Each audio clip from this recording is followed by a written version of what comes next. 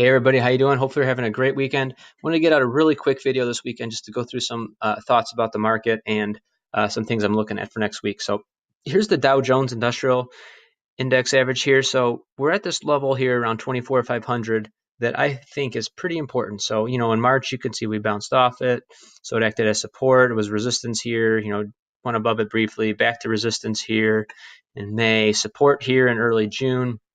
Now we're back below it. So I think what happens next is pretty important for this index, not only because this price level, price has respected this level, but we're right at this 200-day moving average, which a lot of market participants watch. And you can see we bounced off that here in April and May, and we cut below it recently.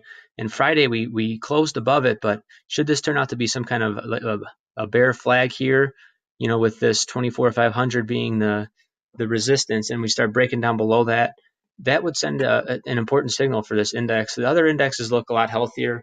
The Dow's only 30 stocks, but it is, very, there's a lot of eyes on it and it's watched. And I think that if we start trading below that 200-day and below this key price level, and then of course, if we start testing and go under these lows, that could be a tell for the market, perhaps, but not there yet. Still, in my opinion, consolidating in a long-term uptrend, but definitely something to watch and be aware of. And should things start going next week, should we do that and start cutting against those, turning down below those lows from last week, I'd look at DXD. That's an ETF. That's the inverse Dow.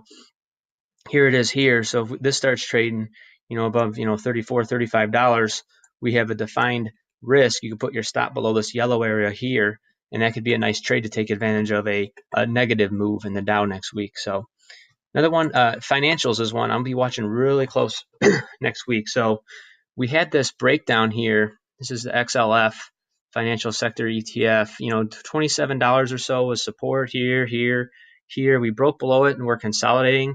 So what happens next is really important. Obviously, there's no momentum indicator here, but momentum has been turning up as we haven't really continued to go lower. So we have potentially a reversal here, a failed breakdown and reverse higher. That would be very bullish for financials. But on the flip side, this support's still broken. So sometimes when you're looking at a stock going up and it breaks above a key level and kind of just bases there, that can be a bullish sign. So if you think of it the opposite way, it might just be consolidating here before a further breakdown.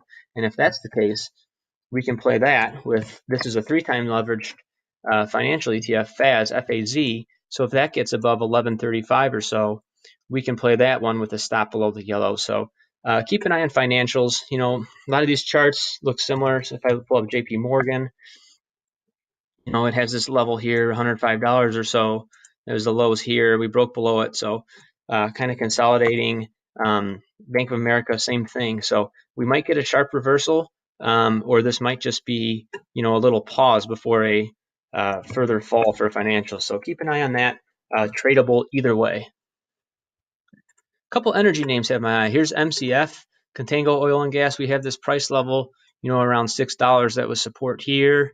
It turned resistance here at the beginning of the year, and now it's just trading for the last couple of weeks, just trading right in that tight consolidation. So if this one breaks to the upside here, say 605, I have my alert set. So this is one I'll look to get long next week if it breaks to the upside. So one to keep on your radar.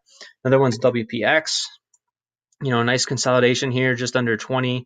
You can see there's resistance here, here, and here. If that one should break up above that, this would be a nice tradable idea. You could put your stop, depends how tight you want to set it. You could put it below, the lows from Friday, or give it a little bit more room before the, under the consolidation point. But a tradable idea there. Another one is GLOG, GasLog, shipping company.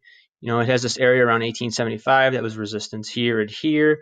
Broke it. It's kind of dancing around the top of it now. So if this one shows some upside momentum, like it did on Friday a bit, if we can get some continuation, maybe break above this 1925 area, this would be one that I'd look to get long with a stop under the yellow. Accenture, similar to MCF, it has this 165 area, was resistance here. If you look at it in a zone, it was resistance here, and now it's just consolidating right there. So if this could break above, 165, 166, could be a nice trade opportunity for next week. Twitter, this one's been on a tear lately. I've been long this one for a while since that breakout there, sold some on the way up. but I'm looking to maybe re-enter some here. I did not do it Friday. I very well could have. I just did not. But we have this, this breakout out of this consolidation range here. Just a beautiful move Friday. So it's a little extended, I think, for me right now. But if it comes down and trades, 45.50 or so next week, I would look to add to my shares here with a stop under those lows from that consolidation pace, or you can put your stop under the lows from Friday, 44.70, if you like a tight stop. I like to give mine a little bit of room. But either way, Twitter is setting up again and had a nice move Friday. So a lot of demand for these shares. So when it sets up and gives you a proper buy point, which for me means that the stop's not too far behind, you could look to take advantage of that in Twitter. It's a lot of strong name. Grub. This is one I also bought. It's kind of been flat since I bought it, but I'm looking for it next week. If I didn't have a position, I'd be looking to add here as it trades above this 105 level. It was resistance here, broke above it, came back, retested, and now it's kind of, holding above that key, this yellow area, 105. So if it can get some upside momentum, we can maybe look forward to retest those highs from June around 119. So one to put on your radar. Another one, this one is XCRA, semiconductor name. It's just been really, it had this huge move here early in the year and just kind of been digesting those gains. Friday put in a nice candle, got above that range from the last week. So if this can start trading, maybe get up about 1425, 1435 out of this tight consolidation, look for a big run here in XCRA. And if not, you can have your stop closely behind it there. SYNA, I am long this one, but it's still at a buy point here. This $50 area was resistance here. Nice gap up, retested, filled the gap, acted as support where you would think it would have, and then it had that nice move Friday to get back above that 50 level. So one to watch. Maybe it comes back down, back down to $50 or so, $49.75.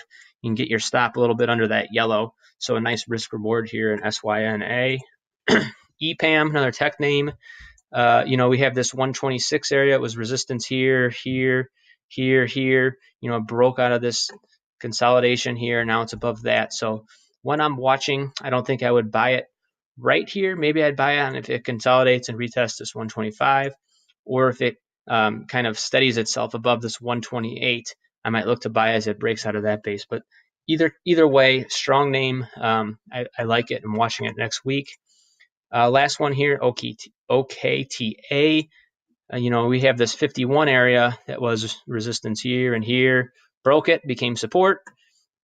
And then we had 2 weeks ago, it kind of broke back below it, but now it's above it again. So price has respected this area in the past, 51 or so dollars. It's kind of, it had a nice day Friday. So if you look to get long this one, you can put your stop not too far behind, but I do like the potential. Maybe we get a nice run to those highs in June around $58. So just a few things I'm watching. There's a lot of other things on my watch list, but those were some that I jumped out. Hopefully you found this helpful. Feel free to reach out if you have any questions, and I hope you're having a great weekend. Take care.